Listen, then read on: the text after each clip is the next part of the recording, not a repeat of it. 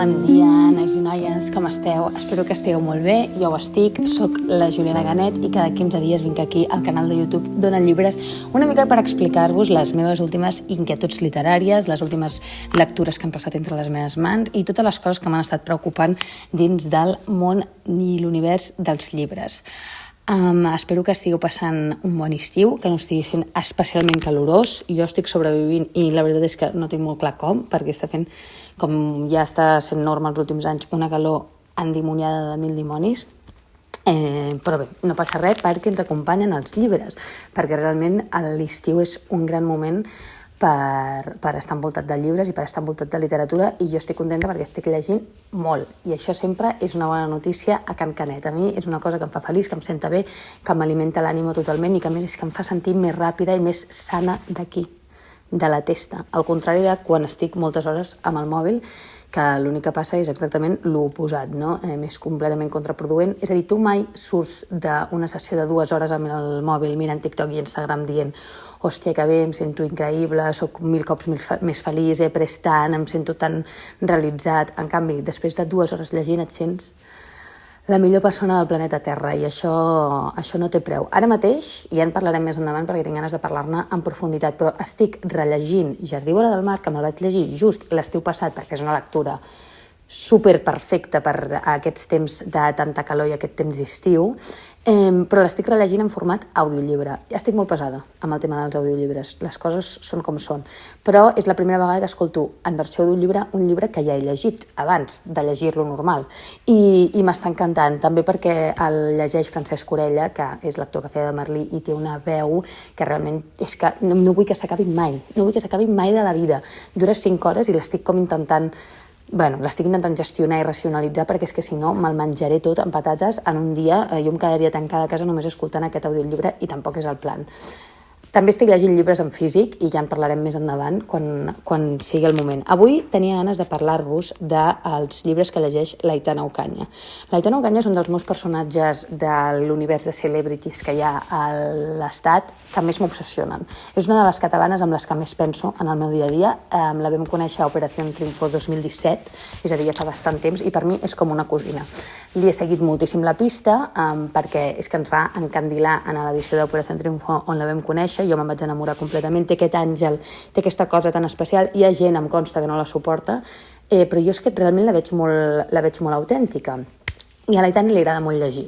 Li agrada molt llegir, però és veritat que llegeix coses molt diferents a les que jo llegiria. És a dir, jo miro la seva llista de llibres llegits i penso molt bé, però és que és realment el que a mi m'agrada el contrari, jo crec.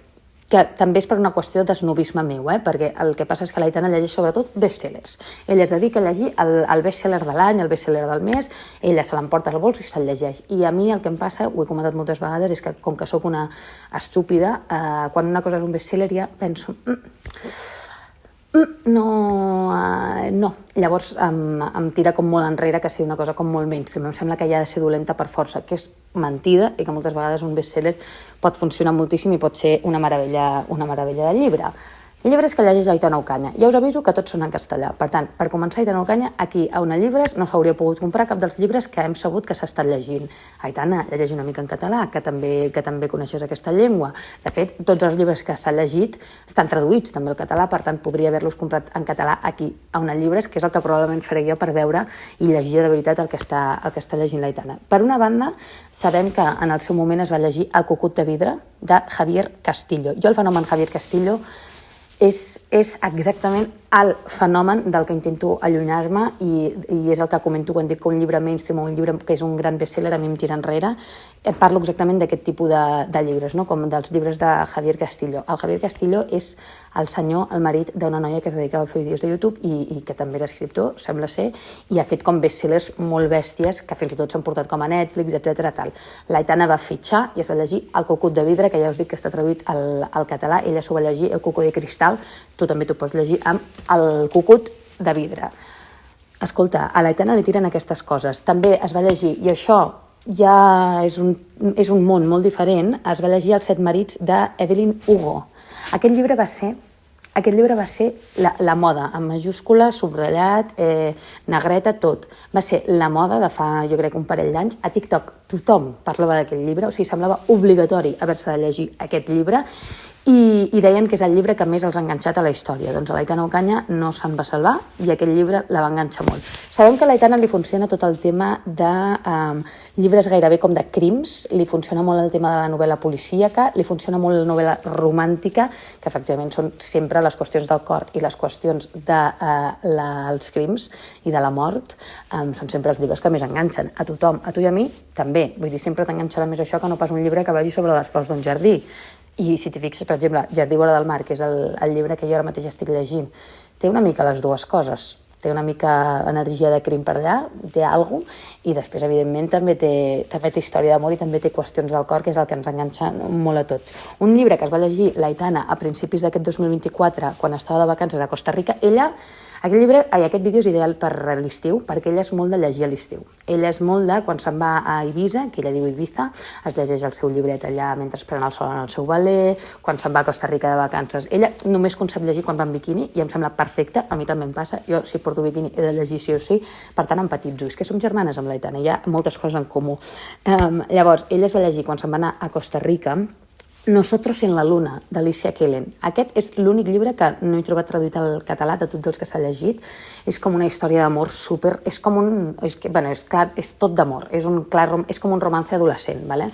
I jo he pensat que a l'Aitana segurament li agradaria molt llegir llavors Sally Rooney, perquè si a tu t'agrada tot el món de la novel·la romàntica i t'agrada a veure com acaba la cosa tal, Sally Rooney li agradarà segur, i a més té aquest component de lectura que enganxa molt, que ja veiem que a ella li funciona, té aquest component de bestseller, perquè al final també va ser un bestseller i va ser un llibre titular a tot arreu, per tant segur que li agradarà, si és que no l'ha llegit, que jo crec que és probable que hagi llegit Sally Rooney. Clarament el que més li agradarà és gent normal, està claríssim, i segur que empatitzarà, perquè a més ella té una relació molt complicada amb Sebastián Yatra, en la qual també hi ha més o menys com una amistat de fa molts anys, una cosa molt estranya, una cosa que no acaba de sortir, per tant li encantarà seguríssim i empatitzarà, i se'l pot comprar aquí on a llibres.